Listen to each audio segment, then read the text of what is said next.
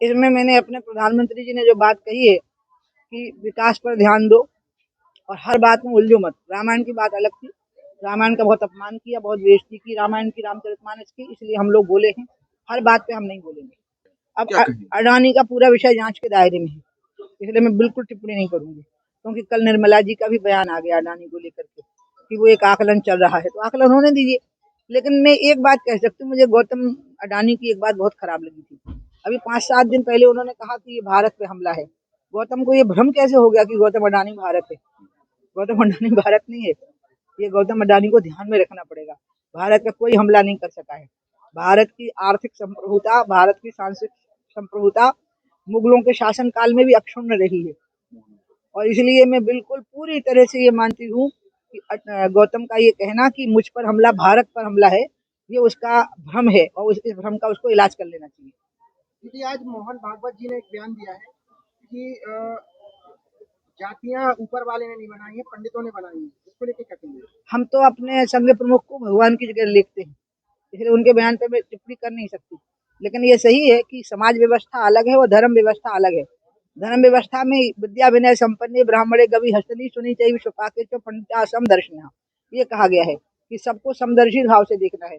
और ये जो कार्य विभाजन है सामाजिक व्यवस्था के अनुसार, उसमें जाति प्रथा उद्भूत हुई है, इसलिए उन्होंने, मतलब उनके बारे में तो मैं एक शब्द नहीं बोल सकती हूँ, हम लोग संघ प्रमुख के बारे में टिप्पणी नहीं करते उनके वक्तव्य पे। लेकिन मैं कह सकती हूँ कि धार्मिक व्यवस्था में हमने सबकी समानता मानी है।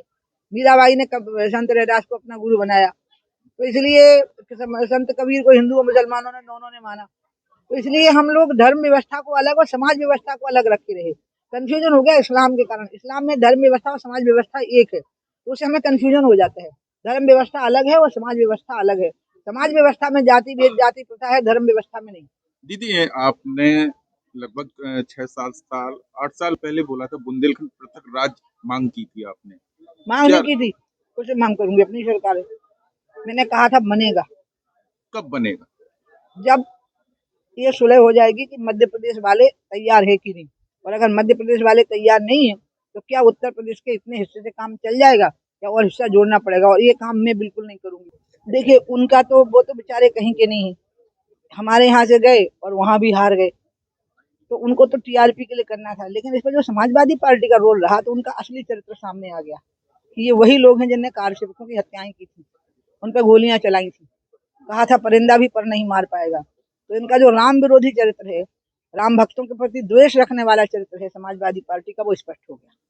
दीदी, जैसे कि बुंदेलखंड के किसानों की बात की जाए, अन्ना प्रथा आज भी सरकार रोकने में नाकाम है, इस पर आप क्या? आपने बहुत अच्छा सवाल किया मेरे से। मैं मऊरानीपुर में एक जगह है केदारेश्वर, वहां से एक शुरू कर रही हूँ मैं, शराब छोड़ो दूध पियो, और उसमें मैं गौ अदालत कर रही हूँ। असल में गौ का संरक्षण, संवर्धन, पालन ये सरकार की जिम्मेवारी है ही नहीं, ये समाज की जिम्मेवारी है। सरकार को तो 3 काम करके देने हैं। गौचर देने हैं, जो कि इंक्रोचमेंट हो चुका है, तो नए गौचर बना दो। दूसरा, ग्वालों के लिए पंचायती राज निधि में व्यवस्था कर दो। अब गाय की संख्या के अनुसार गौ गौ क्या बोलते हैं, गौ ग्वाला होता था। और तीसरा, आज सबसे ज्यादा डिमांड पूरी दुनिया में ऑर्गेनिक खेती की हो गई है। गौमूत्र और गाय के गोबर से जो खेती होती है वही स्वस्थ स्वास्थ्य, तो वो जिस उसमें तरीके से गौशाला खोली और करोड़ों रुपए खर्च किया, फिर भी वो तो फेल हो जाना था, मुझे पता था, क्योंकि गौशाला से गाय नहीं बच सकती। गाय बचेगी जब किसान गाय को रखेगा, सेवा करेगा, देखभाल करेगा, और किसान तब गाय को रखेगा जब उसको लगेगा कि गाय मेरे ऊपर बोझ नहीं है। जब दिन भर गाय को बाहर ले जाने की व्यवस्था होगी, जब गौचर होंगे वहां पे, जब पानी होगा गौचरों में, और जब गाय का गोबर और गौमूत्र से खेती में ऑर्गेनिक खेती शुरू होगी फिर से। जैसे 10 एकड़ जमीन वाला किसान अगर 2 एकड़ में भी ऑर्गेनिक खेती कर लिया तो उसका पूरा परिवार स्वस्थ रहेगा, डॉक्टर के यहाँ कम जाना पड़ेगा। जब गाय की उपयोगिता उसकी समझ में आ जाएगी तो वापस गाय को रख लेगा। योगी जी तो गौ भक्त हैं,